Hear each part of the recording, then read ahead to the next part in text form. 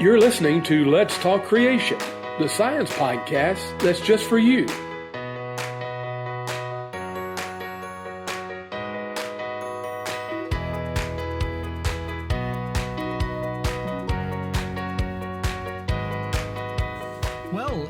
Welcome to Let's Talk Creation. We're back for another episode.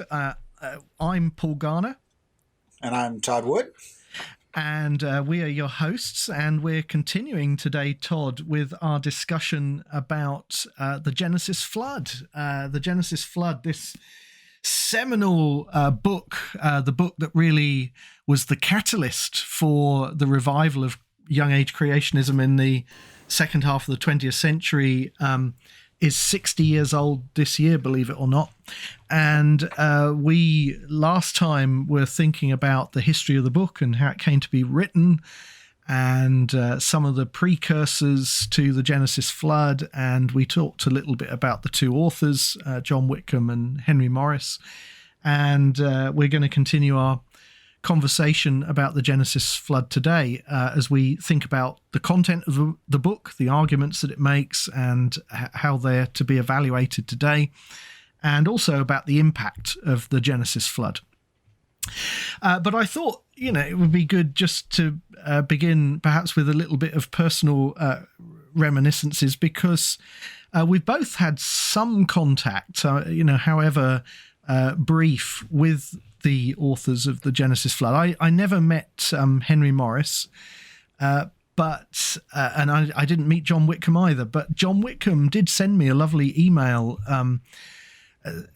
back at 10 years ago when the Genesis Flood was 50 years old and we were celebrating its 50th anniversary. I wrote an article, a retrospective about the Genesis Flood that was published in Origins magazine at the time.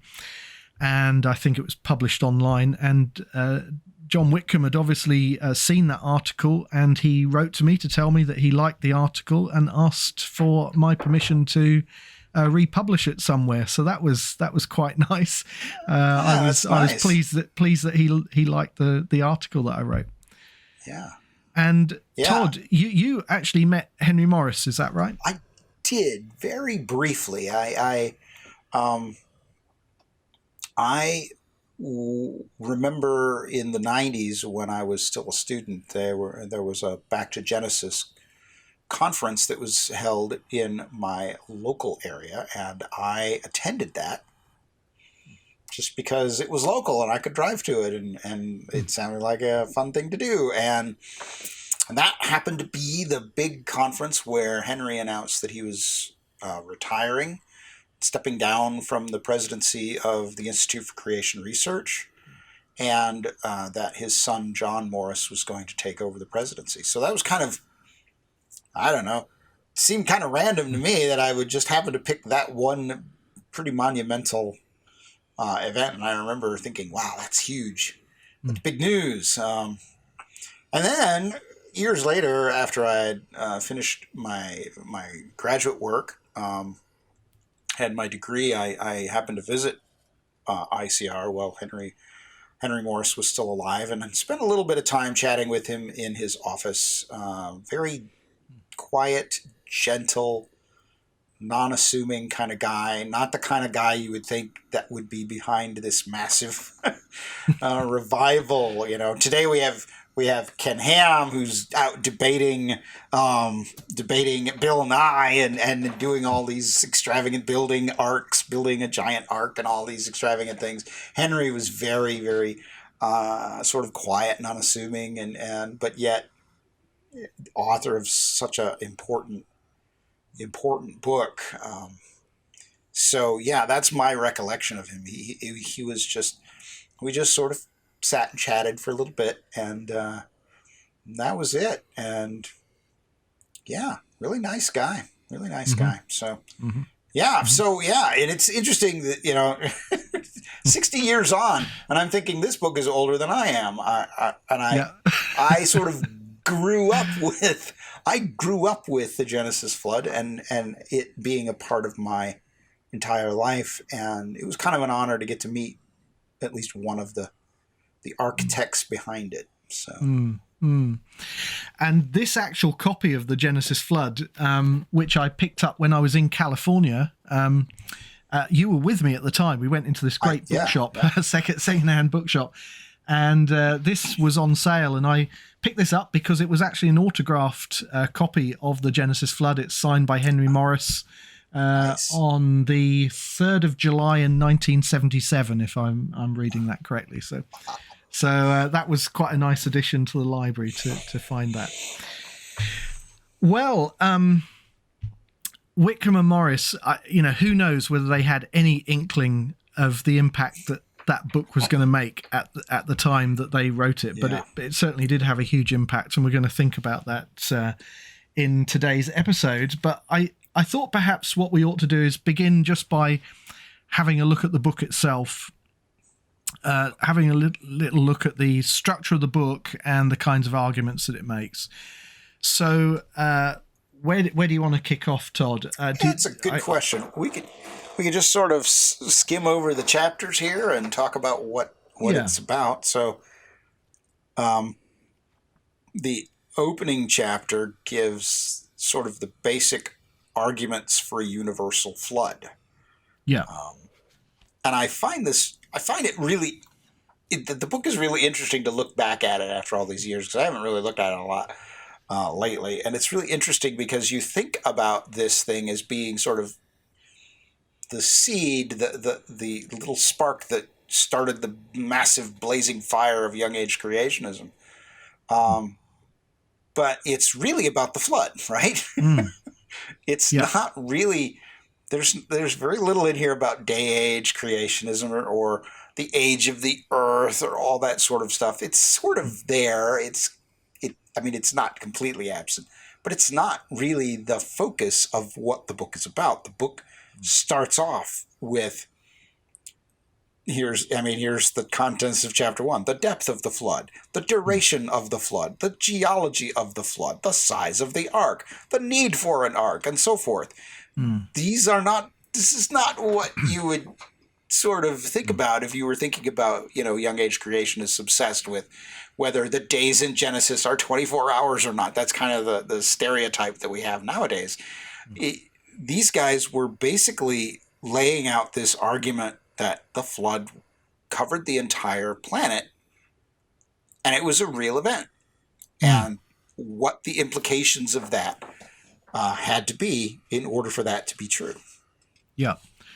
And I think that's a really important point, because today I think the flood, often in critiques of creationism, is kind of neglected. So, for example, here in the UK back in 2009, which was, all the Darwin anniversary and all of that was going on, there was a theistic evolutionary book published by Dennis Alexander called Creation or Evolution, Do We Have to Choose? And it was basically, an argument for the theistic evolution position. And the flood is barely mentioned at all. I think it might be relegated to a paragraph or a footnote or something like that. Wow. So, it just doesn't play a role in the thinking of someone like Dennis Alexander. And I think this is a huge problem because, what I think Whitcomb and Morris recognized is that the flood is absolutely crucial. It is a pivotal piece of the puzzle in assessing the compatibility of the Bible with conventional views of Earth history. And they hit the nail on the head. They understood this. Yep, that's exactly right. Yeah. And so many of these arguments, these biblical arguments that they make, either specific textual arguments or implications of the text, the size of the ark, the need for an ark, and so on. These have become crucial elements of, our argumentation today for a worldwide flood. And I don't think, I don't know how you feel about this, but I don't think these have ever seriously been refuted by the critics of creationism. There are a lot. I think, for example, of Tremper Longman and John Walton's book, The Lost World of the Flood, which came out just a couple of years ago. and I read it recently. And one of the things that struck me is how much they concede to the creationist interpretation of the text. They basically say, "Yep, the creationists have got it right. The Bible really does describe a worldwide flood," and the local flood interpretation, which is so popular among evangelicals, they just really don't think that it passes muster. And they say no, the Bible plainly describes a worldwide flood. Now, they don't believe that the flood was worldwide, right? Because they just don't think it's true. they want to kind of put this all down to hyperbole for rhetorical effect. Right. But what's interesting is they're conceding, in effect, that the hermeneutical issues. I think the main point, right? Yeah, the main point. And this is one of the great strengths, I think, of the Genesis flood. It really made a very powerful case for the universality of the flood. And the flood, then, as you go on in the book, you have you have the arguments for a universal flood in chapter 1, and then chapter 2 and 3 are arguments against. Yeah. And so you have geological arguments, non-geological arguments, and then chapter 4 details various ways that over history people have tried to understand how the flood could be in the Bible, but still you could have conventional geology. So they talk about essentially the gap theory. So the first one they have listed here is Cuvier's catastrophism and the diluvium theory, which would be the idea that there's been a series of catastrophes in Earth history, and the flood is just the most recent one. And then they mention the really peculiar one, which I don't know that anybody believes anymore, and that's the tranquil flood theory. This was popular in the early 1800s. Well, I don't know that it was popular, but the basic idea was that there had been a flood, and it had left no geological evidence of any kind. So there was a flood, there was water everywhere, everything drowned and died, and all those corpses rotted away and left not a single trace that we could find. Yeah. And to me as a geologist, that just seems to stretch my credulity. When local river floods leave such devastation. But interestingly, you say nobody believes this, but I was actually sort of engaging in a dialogue on Facebook of all places with a biblical scholar who holds to a local flood idea, but a very large sort of regional flood in the ancient Near East. Okay. And he, in effect, suggested that perhaps it was a tranquil flood that left no geological traces. Yeah. So, that may still be, in the back of some people's minds. Yeah,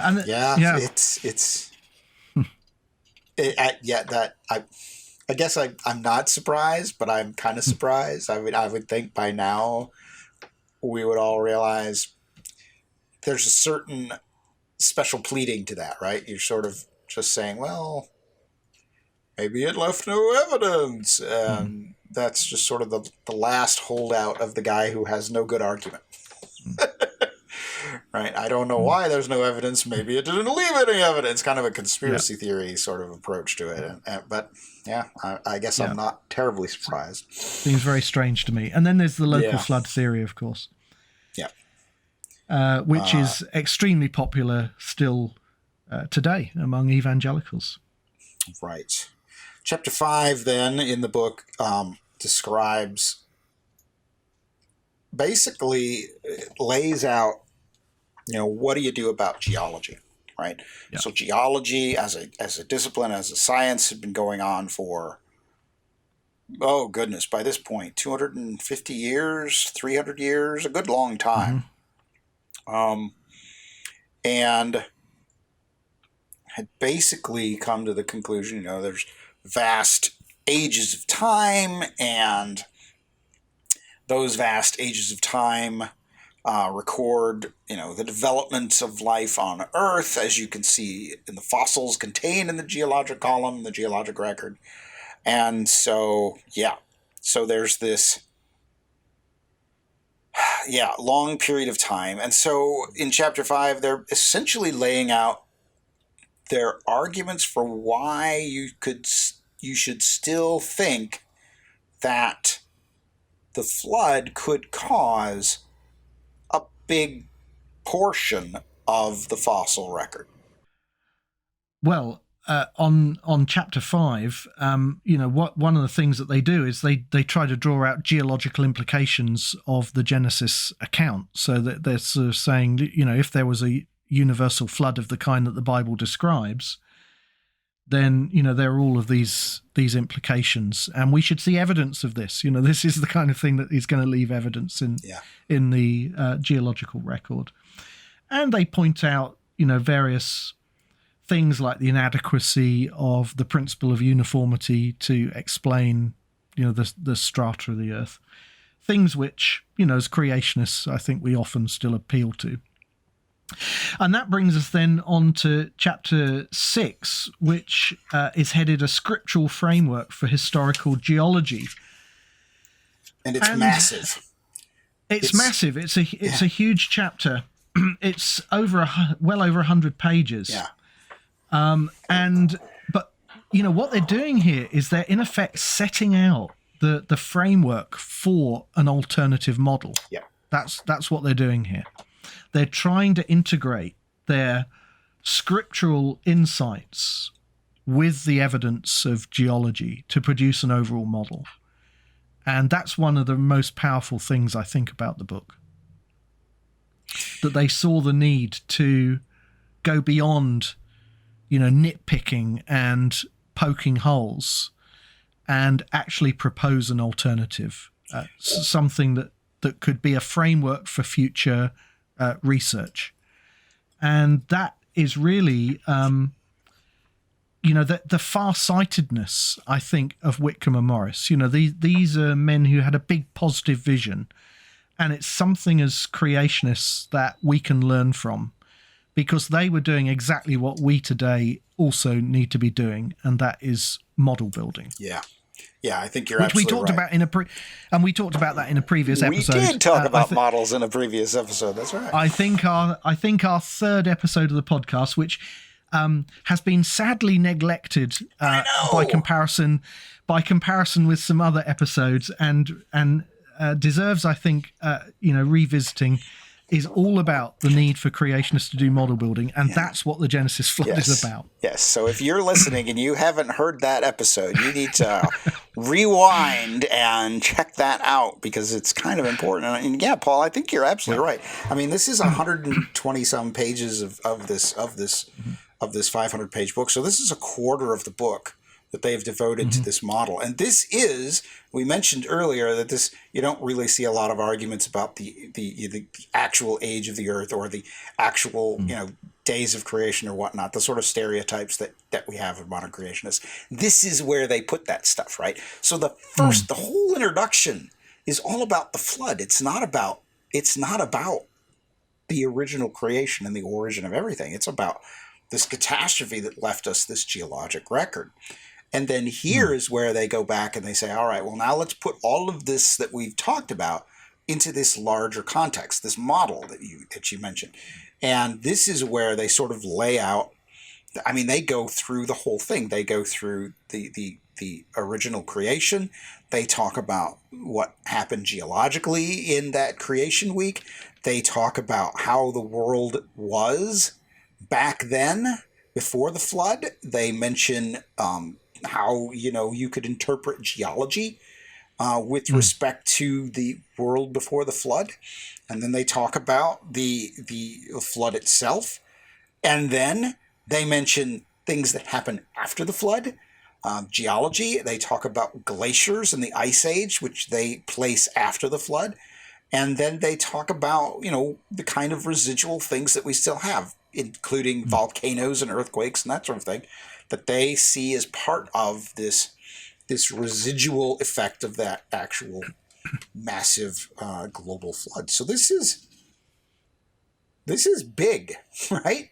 I mean, this is the monumental thing that not only, as we were talking about last time, this book becomes sort of the rallying point against the reintroduction of evolution into American biology high school textbooks, this is the model of why that is, because they lay out everything here. They're trying to answer as many questions as they can. And yeah, it's compelling. It's a whole view of the history of the earth and the scientific evidence and the scripture, and it all sort of hangs together. And then, of course, they're aware that there are going to be objections and challenges. Yes. And that's what we come on to in Chapter 7, Problems in Biblical Geology. And again, it's a really, really long chapter. It's again, about 120 pages or so. But they really want to do a comprehensive job of anticipating, possible responses and challenges.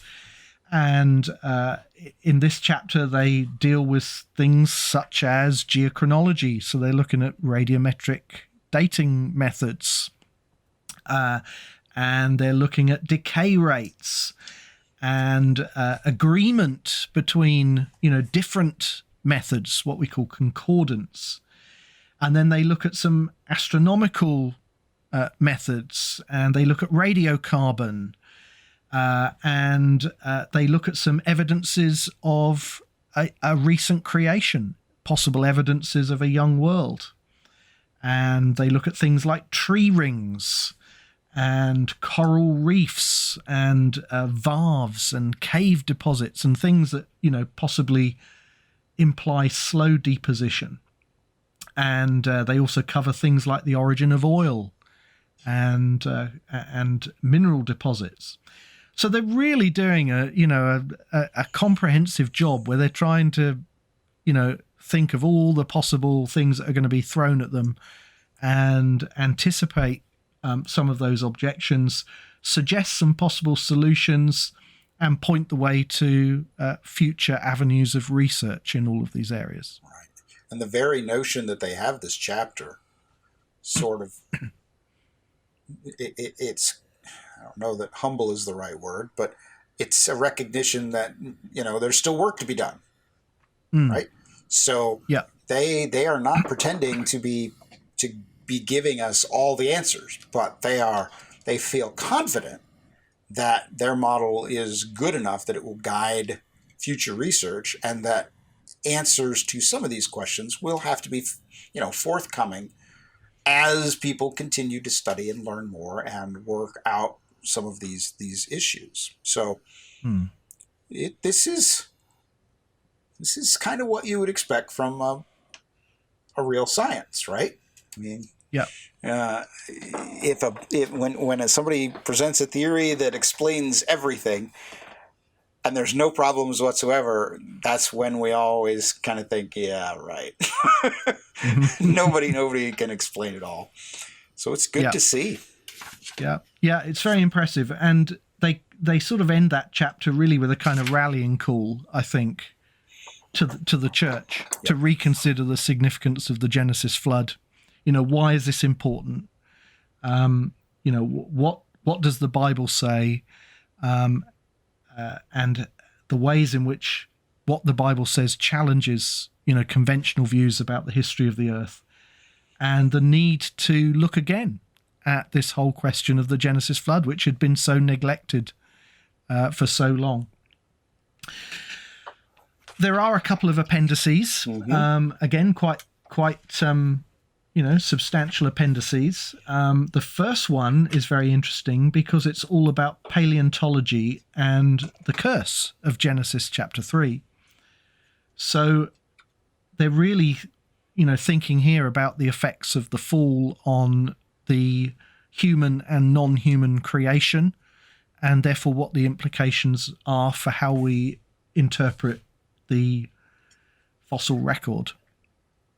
And of course, that's another area that has become, a huge aspect of modern creationist research, the modern creation model. Right. So there we have, sort of the beginning of what I think is kind of a vital part of the creationist perspective, and that is if human and animal death originate with Adam and Eve taking that fruit in the garden, then that means every record of death that we have must necessarily have taken place after that. So when we look in the fossil record, the one thing that you can say for sure about every fossil is that that's a dead creature. It's dead. And so if it's dead, then it must necessarily be after Adam and Eve ate that fruit. So the fossil record cannot be something that came prior to the creation of Adam and Eve, because that was a deathless world. And that is very much still current in modern creationist thinking. Creationists still, and that's kind of an important ingredient, I would say, to modern creationist thinking. And it really is kind of undergirds why we approach the fossil record the way we do. It's one of the more compelling points that they make. And I find it really interesting that they throw it into an appendix. Yeah, that's right. Yeah. And the other appendix is a very interesting one. It's Genesis 11 and the date of the flood. Yeah. So they're looking here at the genealogy in Genesis 11, which takes us from Noah to Abraham. And just looking at the two sort of subheadings in that appendix, the first one is Genesis 11 need not be interpreted as a strict chronology. And then the second subheading is Genesis 11 cannot be stretched beyond certain limits. Now, this is interesting because here there is this is a bit different to what you may hear in many creationist circles today. Right. They leave open the possibility that there are gaps, missing generations in the genealogy, the post-flood genealogy of Genesis 11. And that the chronology may be longer than a strict no gaps interpretation suggests. And they seem, comfortable enough with that idea. However, they also point out that you can't therefore insert any amount of time into the Genesis 11 genealogy, that there are limits, there are constraints. Yep. And this is something that I think is often missed by people today who argue for gaps. They and quite often it's because they want to accommodate a date for the creation of Adam, sure. 150,000 years ago, in the past. 150,000 years ago, or a million years ago, or whatever it is. Yep. And they don't think about what that actually means in terms of, how much time how many missing generations do you have to sort of fit into that genealogy? Yeah. And when you actually begin to sort of think about it, it just stretches, credulity to the limits. Yeah. And I think that's the point they're making. Yeah. But they're leaving open this possibility that there are gaps, which, a lot of creationists today are pretty clear that, there are no gaps. It's a strict genealogy. Yeah. And so I just found that interesting that they seem a bit more relaxed back in 1961 about that question. The story I have, but you're right. This is very much not creationist mainstream today. Creationist mainstream today, I would say, if there's any strong arguments going around, it would be that the Usher chronology is essentially correct, that the Earth is 6,000 years old. So the story I have on this is that this appendix actually reflects their different opinions on the subject. And that Whitcomb was perfectly okay with gaps in the genealogies. He thought that the Earth could be as old as 20,000 years old. And Morris was the one who was far more skeptical of that and far more of a traditional, I think it's 6,000 years old, and I think we should follow exactly what the genealogies are. So there's this chapter this appendix here strikes me as a bit of a compromise, right, between two authors who aren't quite sure about, I don't know about that. So they sort of throw in both perspectives, even though neither one of them, I think it's probably more Whitcomb's perspective than it is Morris's. Whitcomb is the one who would say you can stretch it, but not that much. And Morris would be more of a I don't know, maybe. And I think as time went by, then the creationist world, as we noted, have pretty much gone for the 6,000. Yes, things definitely seem to have kind of firmed up, don't they, in that direction. And that's very interesting to kind of hear the background to that, which I wasn't so familiar with. Yeah. And but again, there's a lesson there, isn't there, about us working together as creationists, sometimes with people who we don't necessarily see exactly eye to eye with on all subjects, and yet there are some core things that we can agree about and sort of work together on. Right. Not every disagreement has to be crucial doctrinal importance.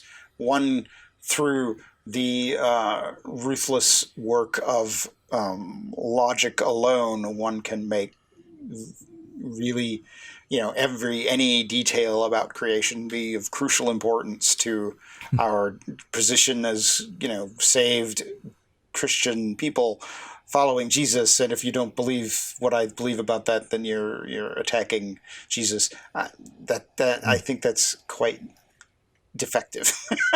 I think we ought to be very clear about the sorts of things that are really, really crucially important and be a lot more generous. And I say that to myself too, about things that we all sort of have disagreements about, even if one person happens to be wrong. You've been listening to Todd and Paul Talk Creation. If you'd like more information on sponsorship opportunities, or maybe you'd like to have a product or book reviewed or discussed on our podcast, please contact us at podcast@coresci.org. That's podcast@coresci.org. Are you confused about creation and evolution? Are you intimidated by people who tell you that only morons believe in creationism and that evolution is a proven fact? What if these challenges aren't merely problems to be solved, but an opportunity or an invitation to a lifetime of discipleship seeking God? This is the subject of The Quest, Exploring Creation's Hardest Problems, a book written by me, Todd Wood, and it presents a unique perspective on creation and evolution that encourages faith, commitment, and curiosity in the face of uncertainty. Science and biblical creation walk hand in hand as we explore God's creation. God calls us to experience the joy of questions and the beauty of His handiwork on the quest. It's available today at coresci.org/quest. You've been listening to Todd and Paul Talk Creation. If you'd like more information about any of the subjects discussed in the show, please visit us at coresci.org/podcast. That's coresci.org/podcast. I think what we could do now is sort of evaluate some of those arguments. Yeah, it's been 60 years, right? It's been 60 years, and we kind of need to look back, from our perspective today in 2021. But I want to start by saying one of the things that I really am very impressed by is the courage of Whitcomb and Morris, because if you put yourself back in the position that they found themselves, this is a time when it was pretty lonely to be a creationist. There weren't many other people who were, at least vocally young age creationists, certainly not in realms of influence. There were very few resources to help. They didn't have access to all of the books and DVDs and other resources and journal articles and all the things that we have available to us and all the research. And yet they were prepared to swim against the tide at the time, both within the wider culture but also within the church, and potentially at great cost to their academic careers and their personal reputations, because we've got to remember, these were people who had academic positions. Morris was in a secular university department in a prominent position. John Whitcomb was a lecturer at a theological college, and they had reputations. and yet they were willing to put that on the line in order to defend this view, which had really just fallen out of favor, and yet they became its champions. I'm really quite impressed by that they had the courage to do it. Oh yeah, it's kind of a big deal, and you mentioned that just the lack of resources, that there would be people who would be in the pew with them, right?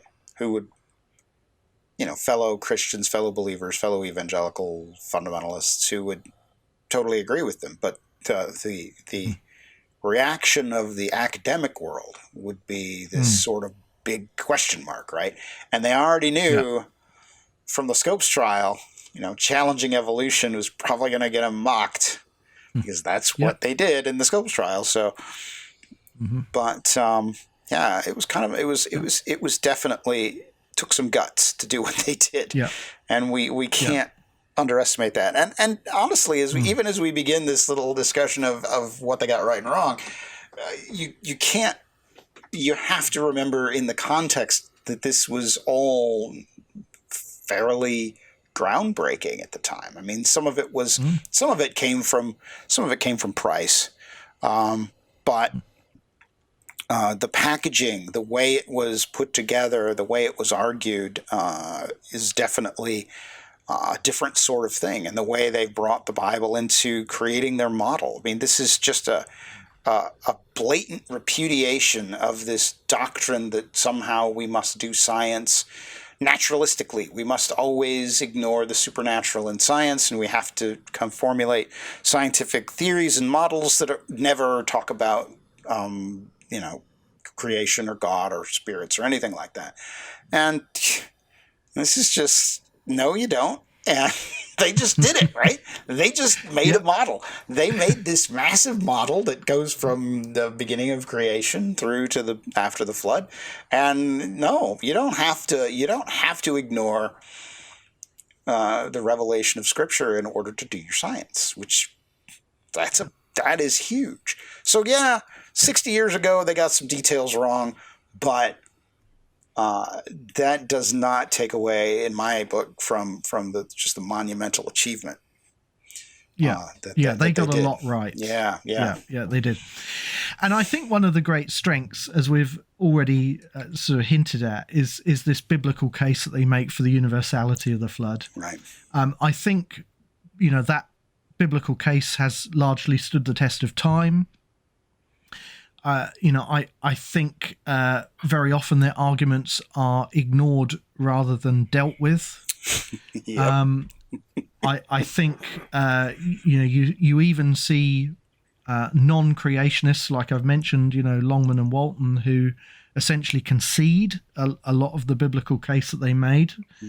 And I think today that one of the things we need to do is we need to kind of press home those biblical arguments about the flood and to develop them further, because there's still a great deal more that could be done. Yep. We recently, in a recent episode of the podcast, talked about the work of the Creation Theology Society and the way in which we are very helped by the input of the theologians and the biblical scholars at the Origins Conference, and we need much more of that. One other resource that is perhaps worth mentioning, and people might like to look this up, we'll put it in the show notes, is my colleague at Biblical Creation Trust, Stephen Lloyd, wrote a very helpful article called Flood Theology, in which he says, we can go beyond the textual arguments, the kind of arguments that were being made in the Genesis flood, to actually look at the pivotal role that the flood plays in the overall redemptive storyline of the Bible. And that also is a very powerful way of sort of making the case for the universality of the flood. And that's a very helpful article, and perhaps points some avenues for future biblical research. Definitely. Yeah, I think we gotta. I want to pause here and make it really explicit to everyone listening or watching how this is supposed to work, right? So if you're an evangelical Christian, or any sort of Christian who believes in the inspiration of Scripture and the infallibility of Scripture, that it does not make error. And if the Scripture really does describe a flood that covered the entire planet, then it follows that that's going to have some kind of geological impact, right? I mean, we mentioned earlier, we talked about the the tranquil flood idea that, oh, maybe there was a flood that didn't leave any trace behind. That's weird. That's just weird. That's just really strange. I don't think that works. So the very notion that there is a global flood sort of entails with it, well, we're going to have to do something about geology. You just can't escape that. And so that's part of the reason why the flood ends up being so sort of pivotally important for a creationist view of things, is this inescapable consequences of what that means to have a flood that covers the whole planet. Yeah. And theologically, when you look at the way that the flood sort of functions in the storyline of the Bible, the flood is depicted in the New Testament particularly as the kind of undoing of creation. So, you have this original creation that's created with water covering the planet, and at the time of the flood, what happens is God kind of undoes his creation. He kind of takes the world back to how it was in the beginning, with water covering the planet. And then, of course, in passages like 2 Peter chapter 3, Peter says this is also something that anticipates the new creation to come. There's going to be an undoing of this world, and then a new creation that emerges from it. And when you see it in that light, it's very hard to see the flood as less than universal, because clearly it's the counterpart of the original creation, which is universal, and the new creation to come, which is universal. And so this is important. And I think the point that you just made there about the geological implications is crucial, because so often I hear critics of creationists who say, but the Bible doesn't say anything about fossils or about ice ages or about volcanic rocks, and that's true. The Bible doesn't give us all of those details, but what it does give us has implications. And what we're doing as creationists is we're saying we've got to follow the logical implications of what the text says. And the text tells us about a worldwide flood. And as you say, you can't have a worldwide flood without worldwide effects. And so it's up to us to then go out and unravel what those effects really are. So that's helpful. And I think one of the other aspects of the case that they make is, of course, the geological case. And here I think we run into areas where the Genesis flood needs some reevaluation, because again, you've got to remember the context here. We're talking about a book that was written 60 years ago. This is before the whole revolution in the science of geology, the plate tectonics revolution, happened. That didn't happen until the late 60s and into the early 70s. That's right. And radiometric dating was really just getting going at that point, right? Exactly. So radiometric dating was still, relatively in its infancy. So science has moved on an enormous amount since 1961. So inevitably, the science in the Genesis flood is going to be out of date. I mean, this is to anyone who understands anything about science, this is not going to be a surprise. It's a little creaky and old. There are some principles that I think they lay out, some scientific ideas that they lay out that have stood the test of time. So they point to the widespread catastrophically deposited sedimentary rock strata. That's right. And they point to the inadequacy of uniformitarianism to explain aspects of the Earth's geological record. These are all things that, I think have stood the test of time. We do see evidence in the rock record of processes that are operating on a scale and at intensities that are, unlike mind-boggling, those that we see going on at the modern day, in the modern day. So all of that, I think, is right. But there are some specific details that are not right. Things that they don't get right.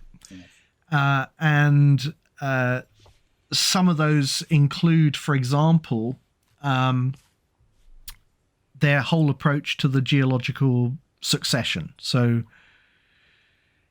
is the geological column real? Is the fossil order real?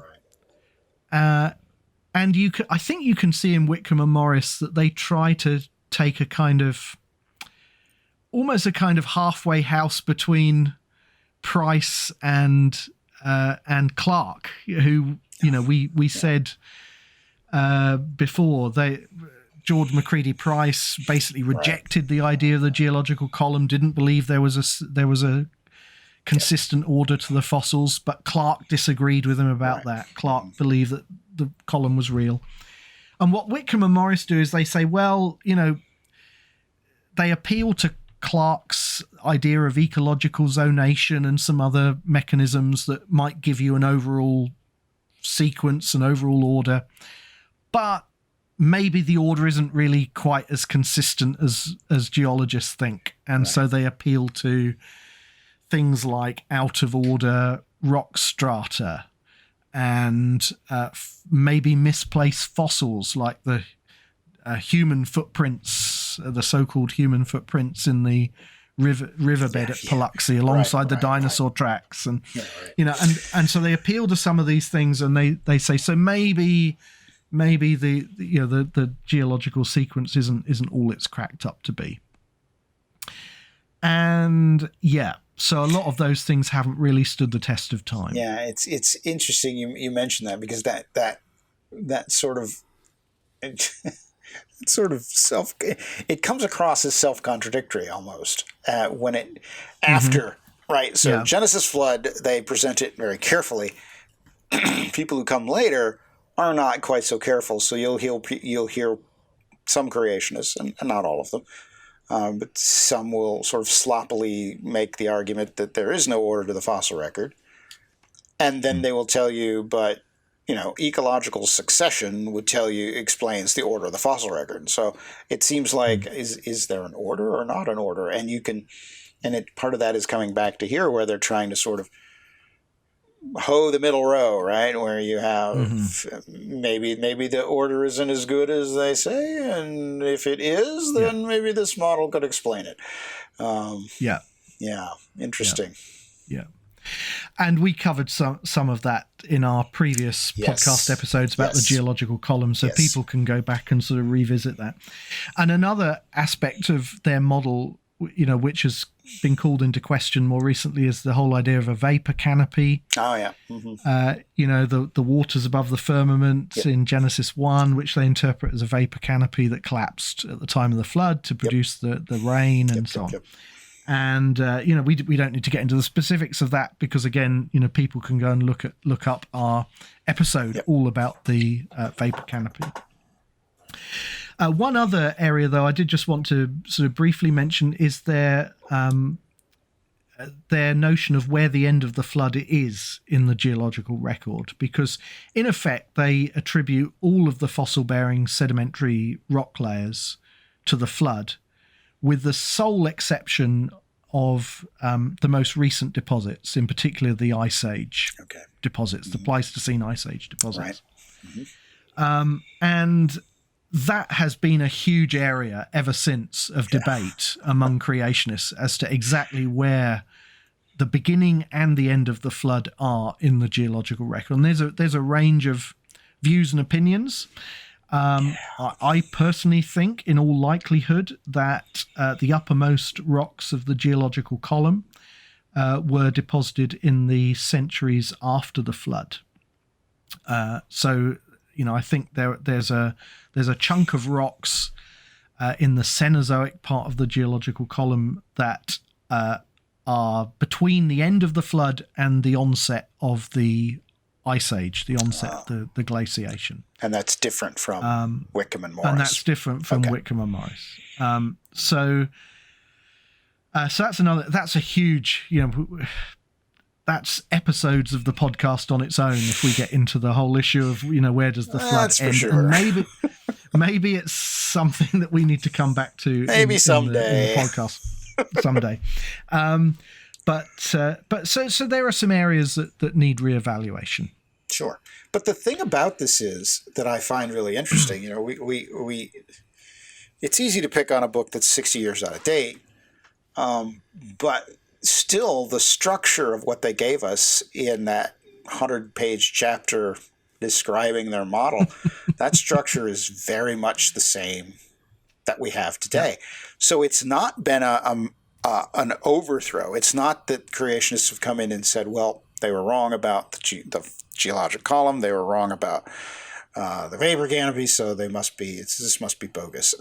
Some, I will grant you, some have come to that conclusion.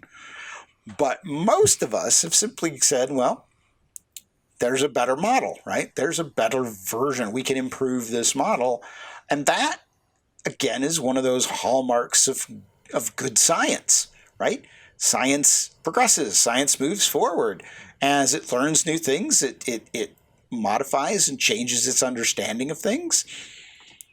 And so now we're in the midst of arguing over exactly what part of the fossil record the flood caused, and what part is earlier before the flood and what part is after the flood and that sort of thing. And those are very interesting questions. But nobody in that debate is arguing, the fossil record is millions of years old and the gap theory is right. That's not what our disagreements are about. Our disagreements are far more fine-scale, technical disagreements about exactly how we ought to interpret a particular layer of rock. Within the context of essentially what Whitcomb and Morris laid out in their model of Earth history in the Genesis flood. Yeah. And the plate tectonics revolution, which came after Whitcomb and Morris had written this seminal book, perhaps ironically, actually turned out to be one of the important clues, one of the important keys to actually understanding the physical mechanism of the Genesis flood. And of course, in 1994, led to the catastrophic plate tectonics model, which is the leading model for understanding the Genesis flood today. Right. And let me just throw this out there because I love talking about CPT and the flood.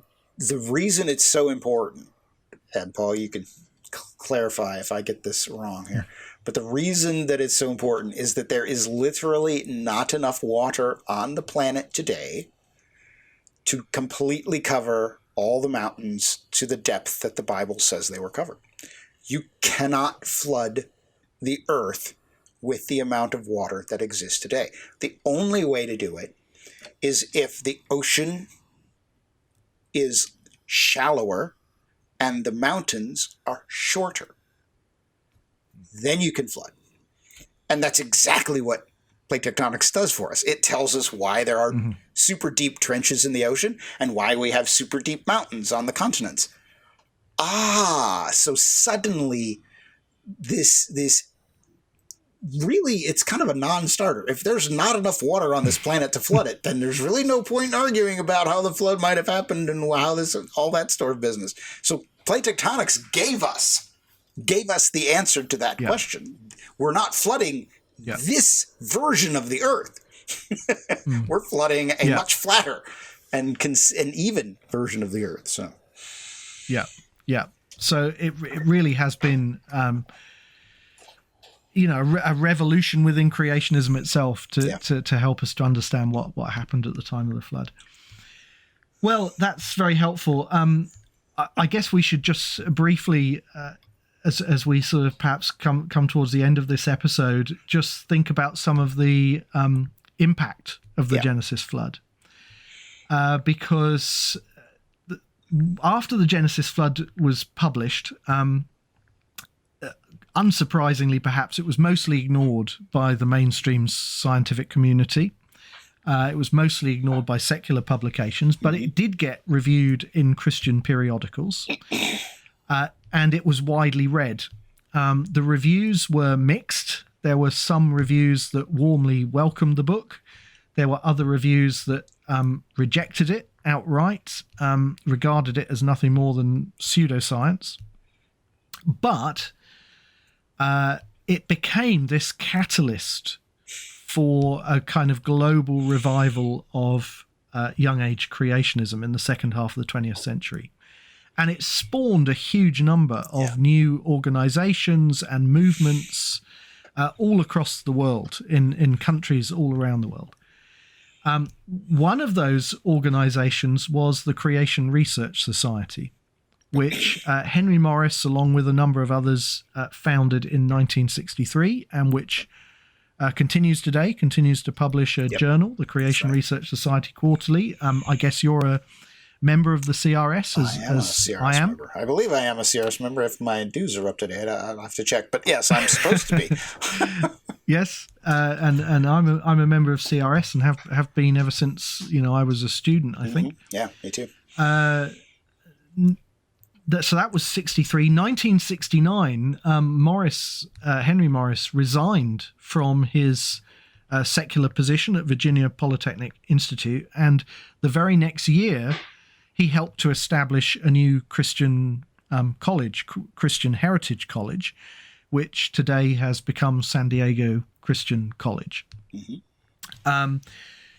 And it was the research division of Christian Heritage College that in 1972 became independent as the Institute for Creation Research.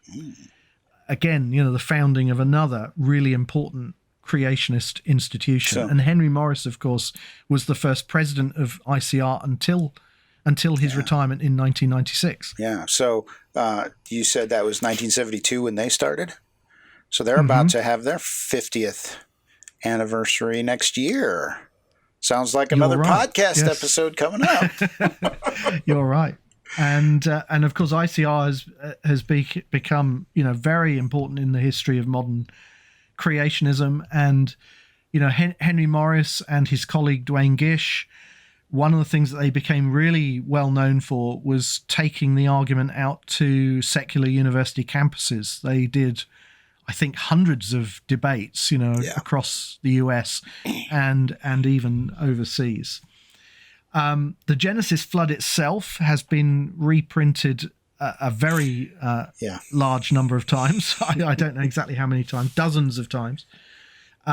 It's sold many, many tens of thousands of copies. It's been translated into a number of different languages.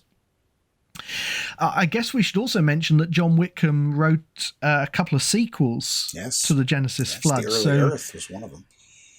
That's right, The Early Earth in 1972, and then The World That Perished in 1973. Yep.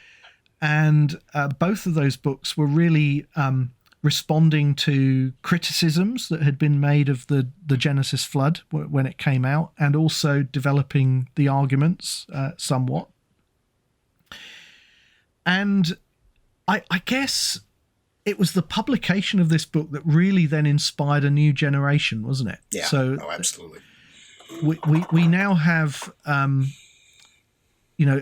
a generation of people who got trained in relevant disciplines, in geology, in paleontology, in biology, as a direct result of the impact that the Genesis Flood had. Right. I've called these folks native creationists, right?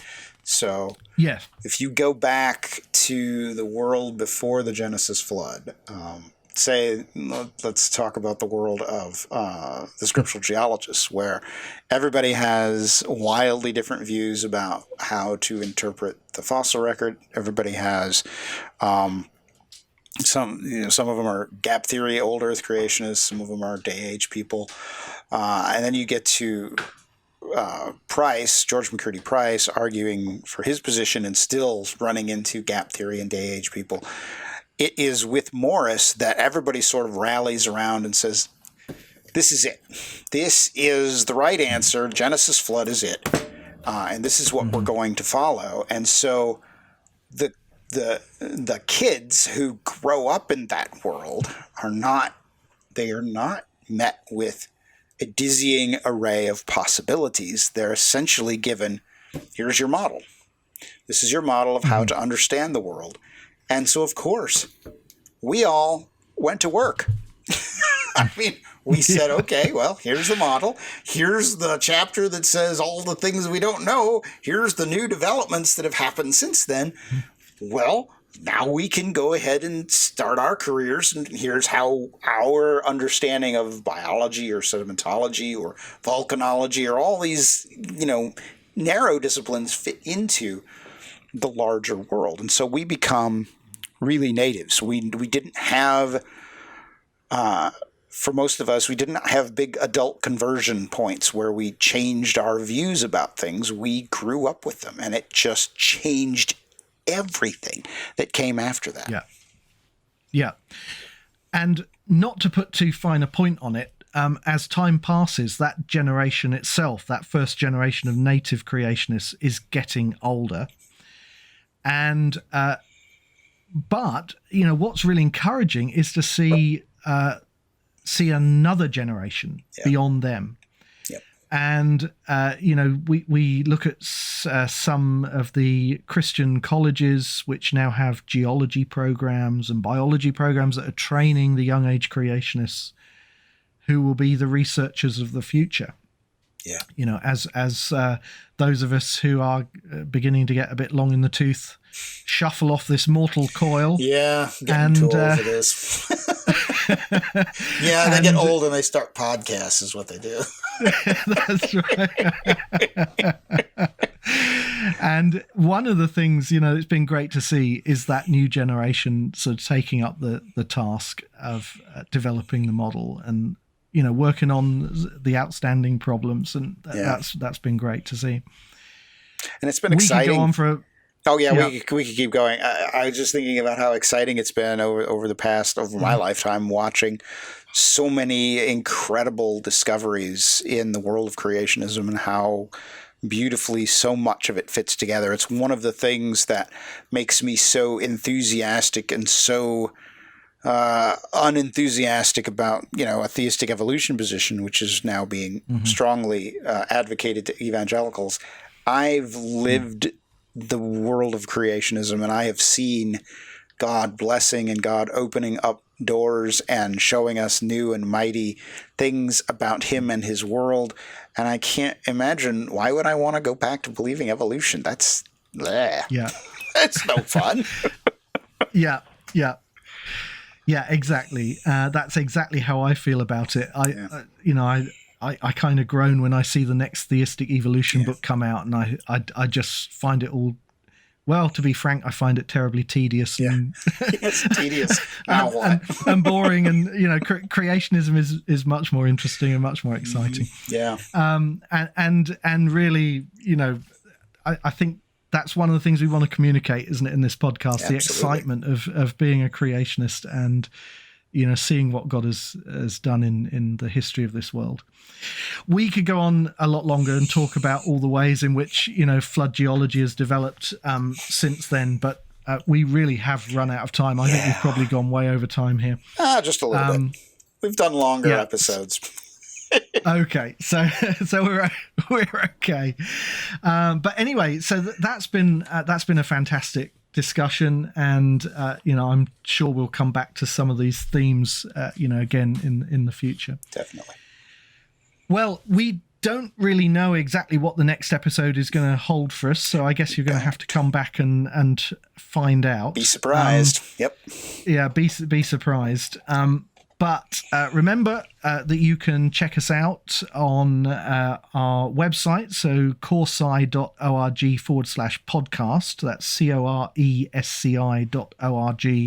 coresci.org/podcast, and you'll find all of the various streaming options and our show notes for this episode and for the other episodes. You can contact us with your questions and comments. We love to hear from our listeners, and you can do that by email That email address is podcast@coresci.org. podcast@coresci.org. And you can also communicate with us through all the various social media channels. We have a Facebook page dedicated to the podcast. Do go to our YouTube channel and like and share, subscribe, leave us a good review, all of those kinds of things. It really does help to spread the word.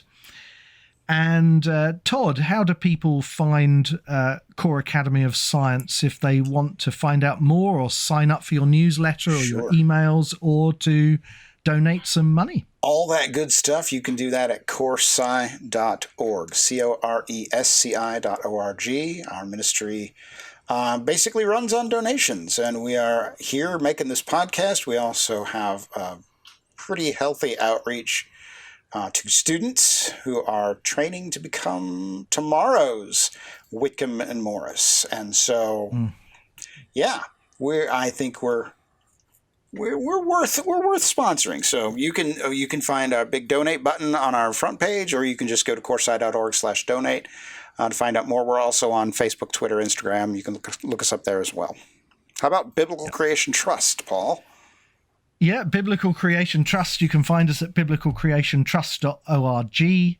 And again, there's a donate button on the homepage. It will take you to all of the options. And as Todd says, we're entirely reliant on the generous giving of people who want to support us. So do take advantage of that if you're able. You can sign up for our newsletter. Again, via the website, and you can find us on Facebook and other social media channels. I think we're on Twitter as well. So that's great. Well, Todd, that's the end of another episode, believe it or not, and we'll be back next time. Yeah, I will see you in a fortnight or 2 weeks for you Americans. Okay, see you then. Bye now. Bye. Thanks for listening to this week's episode of Let's Talk Creation. If you have questions, send them to podcast@coresci.org. That's podcast@coresci.org. And be sure to let your friends know about Let's Talk Creation. And check us out on social media. Thank you.